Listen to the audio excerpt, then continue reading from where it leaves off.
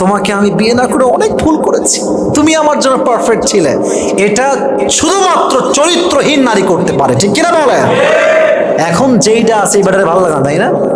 ইসলামী এটা করবেন না বোন। যা আছে স্বামীর উপরেই ঝাড়েন, যা বলতে মন চায় স্বামীকেই বলেন।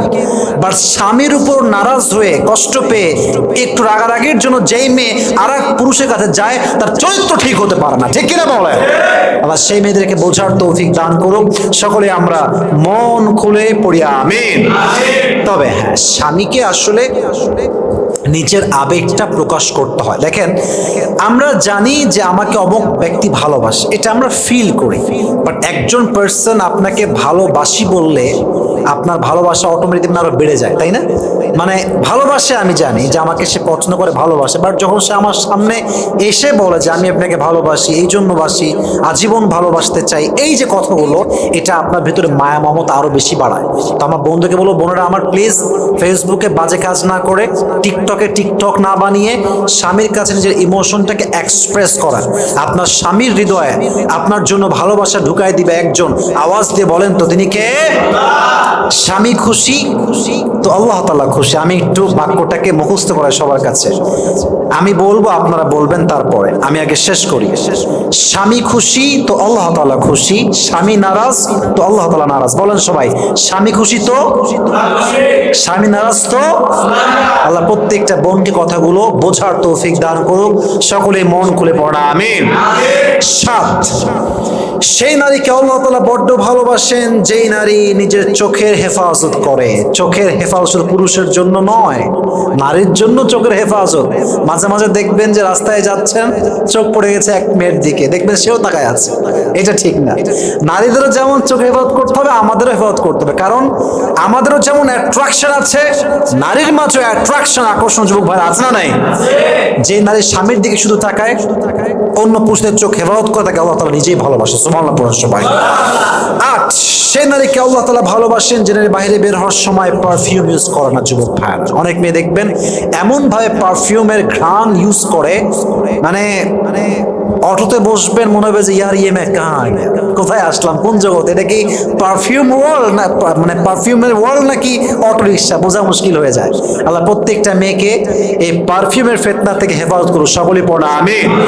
হাদিসে আসছে, এটা বড় মারাত্মক হাদিস, এটা বড়ই মারাত্মক হাদিস, যে যেই নারী, এদিকে তাকা, যেই নারী বাহিরে পারফিউম ইউজ করে বের হয়, যেই পরপুরুষ তার গায়ের ঘ্রাণ পায়, প্রত্যেকটা পরপুরুষের সঙ্গে জিনা করার গুনাহ তার আমল নামায় লেখা হয়। নাউজুবিল্লাহ পড়বেন না আপনারা? আল্লাহ প্রত্যেকটা মেয়েকে এটার থেকে হেফাজত করুন। সকলের পড়া আমিন। Definitely you have the right to use this kind of perfume, okay use করেন, বাট এটা পরপুরুষের জন্য না, এটা স্বামীর জন্য হবে, ঠিক কিনা বলেন? এবার আসুন 9 নাম্বার, যেই মেয়ে স্বামীর বাধ্য, who obeys her husband, Allah subhanahu wa ta'ala loves her so much, যে ব্যক্তি, যেই মেয়ে স্বামীর আনুগত্যশীল, স্বামীর কথা শুনে, তাকে আল্লাহ তাআলা নিজেই ভালোবাসে। সুবহানাল্লাহ পড়বেন না আপনারা?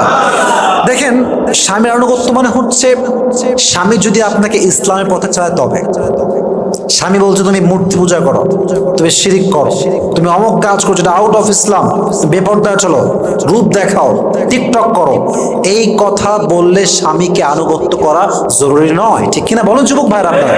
স্বামী যদি আপনাকে রাইট ওয়েতে ইনস্ট্রাক্ট করে যে তুমি এই দিকে আসো, বাম দিকে যেও না, প্রত্যেক নারীর জন্য এটা ফরজ বাধ্যতা, সেটা স্বামীকে ফলো করতেই হবে, ঠিক কিনা বলেন? তবে হ্যাঁ, বোনদের উচিত জাস্ট স্বামীকে মানলেই হবে না, স্বামীর রুচিটাও ফলো করতে হবে। আমার কথা কি আপনারা বুঝতেছেন যুবক ভাইরা? বোঝা যায়? স্বামীর রুচি ফলো করা। আমি জাস্ট এক্সাম্পল দিলে বুঝবেন আপনারা সবাই। দেখেন, একজন স্বামীর পছন্দ যে আমার বউটা 3 পিস পরবে, আমি জাস্ট বোঝাবার স্বার্থে বলছি। এখন কিছু কিছু মেয়ে আছে এদের যে কি রোগে ধরে আল্লাহ মাহমুদি ভালো জানে, বাড়ির মধ্যে প্যান্ট আর শার্ট পরে থাকে, বাড়ির মধ্যে জাস্ট একটা নর্মাল গেঞ্জি, দেখতে সাঁতার লাগে একবার, রুচির বাইরে। আমি বলছি না যে আপনি খারাপ, বাট আমি বলছি আপনার স্বামীর রুচিটা আপনি বোঝেন। এই চুল কোনো মানে শ্যাম্পু দেয় না, কিছু মাখে না, এমন মানে একটা জঘন্যতম অবস্থা।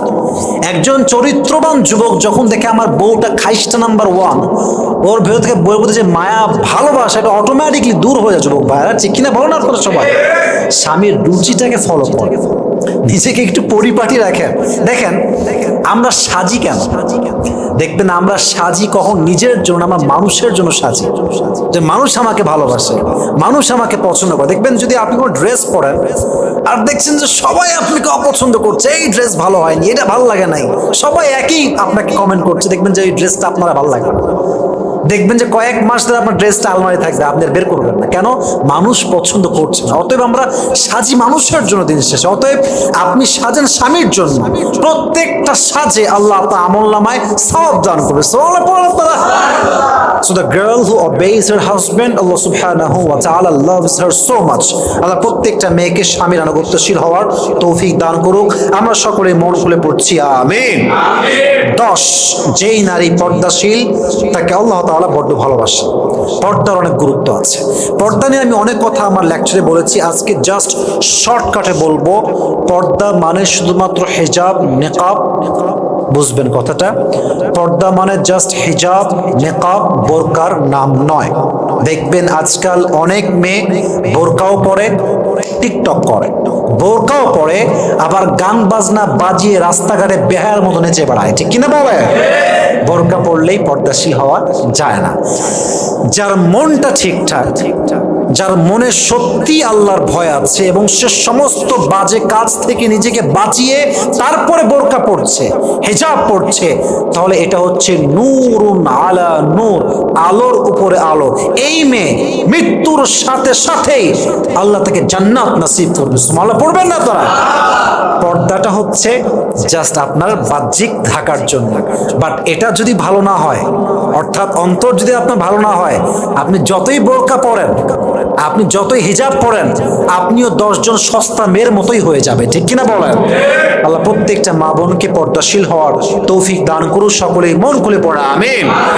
11, যেই নারী, এটা আই থিঙ্ক আমাদের সবার জন্য জরুরি, যেই নারী একজন পুরুষকে শুধুমাত্র এই জন্য বিয়ে করতে চায় যে এই পুরুষকে বিয়ে করলে আমি দিনের পথে আসতে পারবো, আমি দিন মানতে পারবো, আমি আল্লাহর রাস্তায় চলতে পারবো, আমি হিজাব মেনটেন করতে পারবো, আমি 5 ওয়াক্ত নামাজ পড়তে পারবো, আমি তাহাজ্জুদ করতে পারবো, আমার জীবনটা আরো তাকওয়া হবে, আমার জীবন আল্লাহর ভয় আরো আসবে, আমার চেহারায় নূর আসবে, আমি আল্লাহর দিনের পথে ফিরে আসবো, এই চিন্তা যে নারীর চিন্তায় আছে, ওই নারীকে আল্লাহ তাআলা নিজেই ভালোবাসে। সুবহানাল্লাহ পড়েন সবাই। আল্লাহ তাআলা ভালোবাসেন। ওয়াল্লাযীনা জাহাদু ফীনা লানাহদিয়ান্নাহুম সুবুলানা। যে ব্যক্তি আল্লাহর রাস্তায় আসার চেষ্টা করে, আল্লাহ তার জন্য হাজার হাজার পথ খুলে দেয়। সুবহানাল্লাহ পড়বেন না আপনারা? তো যেই নারী পুরুষকে বিয়ে করতে চায় জাস্ট আল্লাহর জন্য, দিনের স্বার্থে, যেমন দেখেন সানা খান, সে বিয়ে করেছে কাকে? একজন মুফতি সাহেবকে। সানা খান কে? Bollywood actor. Can you imagine that? Bollywood actor মানে কোন লেভেলের হতে পারে? আই মিন দুনিয়ার লেভেল তো অনেক বড় হতে পারে, বাট আল্লাহর চোখে অনেক নিচু বান্দা সে, কারণ তার পুরো জীবনটাই হচ্ছে আউট অফ ইসলাম। যেই মেয়ের পুরো জীবনটাই উল্টা পাল্টা, সেই মেয়ে যদি একজন মুফতিকে বিয়ে করতে পারে, তার লাইফ চেঞ্জ করতে পারে, আল্লাহর পথে ফিরে আসতে পারে, বোরকা পড়তে পারে, হিজাব পড়তে পারে, আমার দেশের মেয়ে নায়িকারা কেন পারবে না? যুবক ভাইরা ঠিক কিনা বলেন? এটা বড় একটা মোটিভেশন আই থিঙ্ক। এবং আমরা যা দাড়ি টুপিওয়ালা আছি, this is my personal point of view. এটা আপনার একমত হলেও আমার সমস্যা নাই, একমত না হলেও কোনো আমার সমস্যা নাই।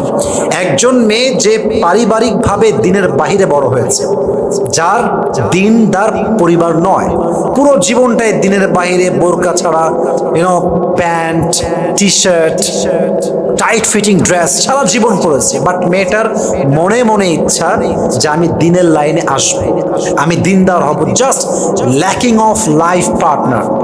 এমন কাউকে সে পাচ্ছে না যার মাধ্যমে সে দিনের লাইনে ফিরে আসবে। এমন মেয়ে যদি আপনি পান যে সে দিনের লাইনে পরিপূর্ণ ফিরে আসতে চায়, অ্যান্ড মাশাআল্লাহ আগে জিন্সের প্যান্ট পরতো, এখন মোটামুটি বোরকা পড়ছে, মোটামুটি 5 ওয়াক্ত নামাজ পড়ার ট্রাই করছে এবং বাজে সমস্ত নেশার থেকে সে বের হয়ে আসছে, আপনি হুজুর হয়েছেন বিধায় যে আপনি খালি মাদ্রাসা ছাত্রীকে বিয়ে করবেন, এই চিন্তা বাদ দেন। মাদ্রাসার ছাত্রীও যেমন ভালো, একজন স্কুল কলেজ ইউনিভার্সিটির ছাত্রীও ভালো হতে পারে যদি সে ভালো জীবন সঙ্গী পায়, ঠিক কিনা বলেন? আমাদের মাইন্ড খুব narrow, we are really narrow minded person. মনটা বড় করেন যুবক ভাইয়ারা।